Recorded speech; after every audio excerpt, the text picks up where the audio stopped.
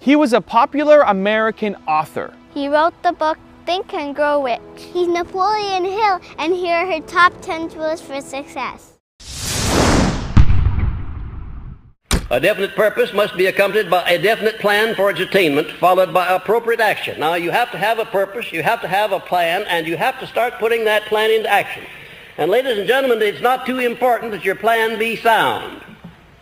It is, in fact, it's not too important. Because if you find that you've adopted a plan that's not sound, that's not working, you can always change. You can modify your plan. But it is very important that you be definite about what it is you're going after, what your purpose is. That must be very definite. Learn to adjust yourself to other people's state of mind and difficulties so as to get along peacefully with them and to refrain from taking notice of trivial circumstances in your relations with other people by refusing to allow them to become controversial incidents. Great people always avoid small incidents of controversy when possible. If you want the mind to pick up an idea and to form a habit so that the mind will automatically act upon that idea, you've got to tell the mind what you want over and over and over again. No end to it. When Mr. Coué came over here some years ago with his famous formula, day by day in every way I'm getting better and better, he cured thousands of people, but a very great number more than that he didn't cure. And I wonder if you would know why.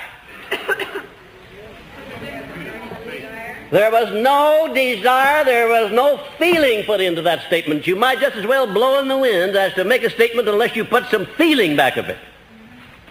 Unless you believe it.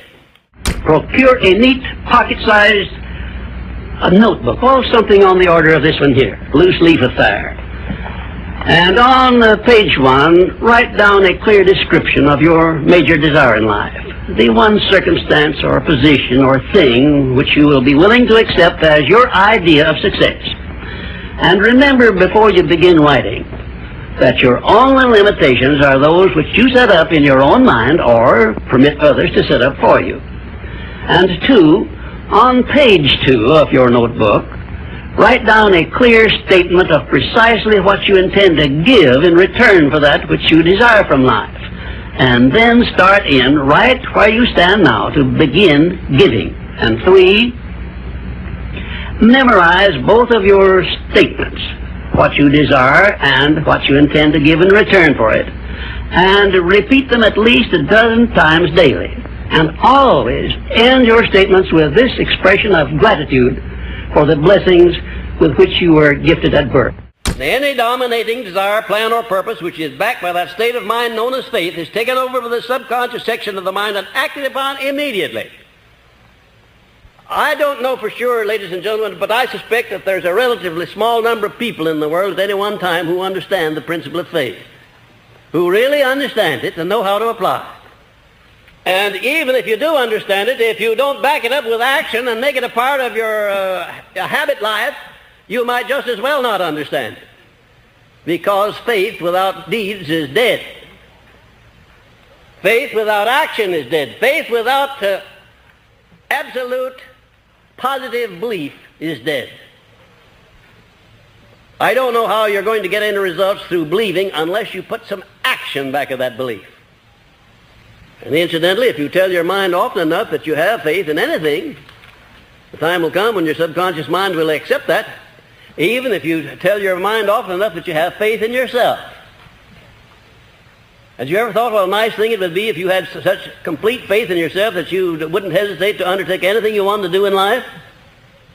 Had you ever thought what a benefit that would be to you? Your personality determines whether people are attracted to you or shy away from you. It is the show window in which you display your character to the world, and it is the one thing which distinguishes you from all other human beings. It is your trademark by which people recognize you, and it is the thing which determines your success or failure in selling yourself through life. Therefore, you should see your personality just as others see it, so you may improve it where it needs improvement.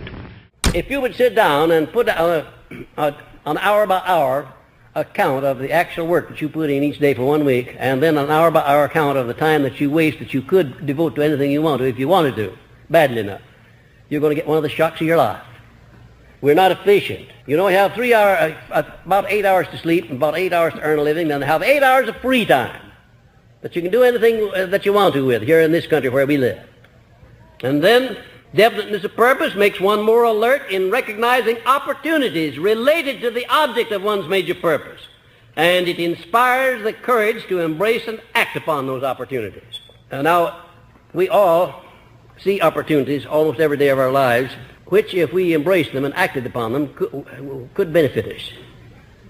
But there's something in us that we call procrastination. We just don't have the will, the alertness, the determination to embrace opportunities when they come along.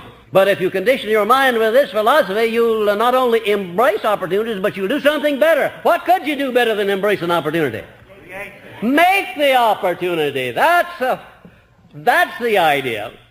Success is something which has to be planned, and success is something which has to be earned in advance.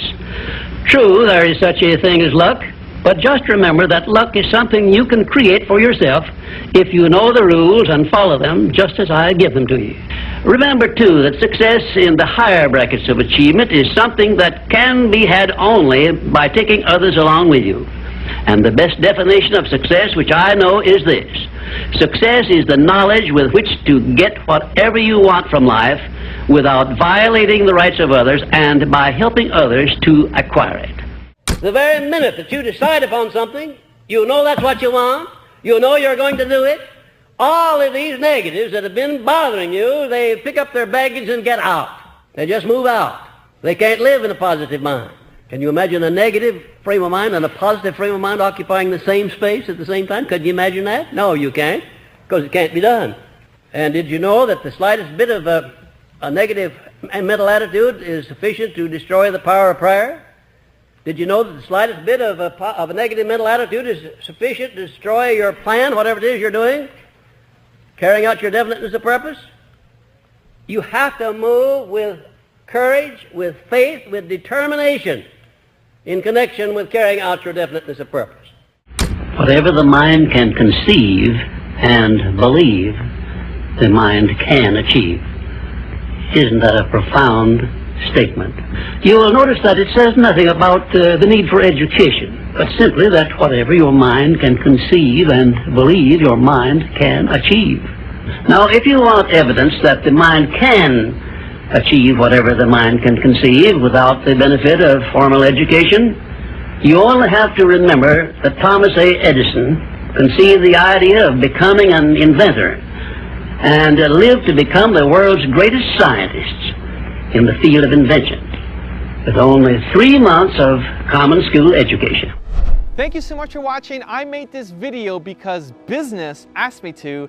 So if there's a famous entrepreneur that you want me to profile next, leave it in the comments below and I'll see what I can do. I'd also love to know which of Napoleon Hill's top 10 rules you love the most. Leave it in the comments. We're going to join in the discussion. Thank you so much for watching. Continue to believe, and I'll see you soon.